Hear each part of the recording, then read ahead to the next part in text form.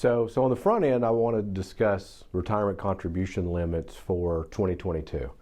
I think most people that have a employer-based retirement plan oftentimes will realize maybe what the employee deferral may be, but I do want to go over the limits. So let's talk about that just for a moment. For 2022, we've got employee salary deferrals of $20,500. So most people are familiar with that, and certainly if you are 50 plus, you get an additional $6,500. So for that person in the 401k plan, they can put away $27,000. But that's not it. They also, more often than not, you're getting a employer match, maybe a retirement credit. So when we consider those, maybe the employer match is somewhere in the 4% range. And if we have somebody making perhaps $100,000, you got an additional $4,000 going in from the employer match. Many of you also may have, very possible, a retirement credit based on age. And oftentimes that retirement credit could be in the range of an additional 5 to 6% or $5,000 to $6,000 more going in. So there's quite a bit that you can actually get into this qualified plan at work. The actual annual addition limit that you can get into a defined contribution plan this year is $61,000.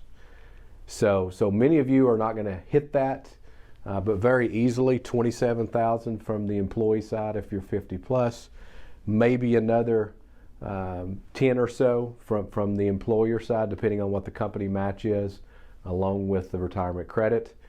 And if you're really lucky, there is a possibility, and this is plan specific, you may actually have a pure after-tax contribution available to you as well. So if that is available to you, that is another way to get additional money into a retirement account, particularly in a qualified plan at work. So again, these are more like the 401k type plans. So let me segue for just a moment and say, what about the IRA side? So for the IRAs in 2022, we have IRA, we have Roth, of course, and separately maybe a non-deductible IRA. And those limits, $6,000 if you're under age 50, $7,000 if you're 50 plus, and those are exactly the same for the Roth and the non-deductible IRA.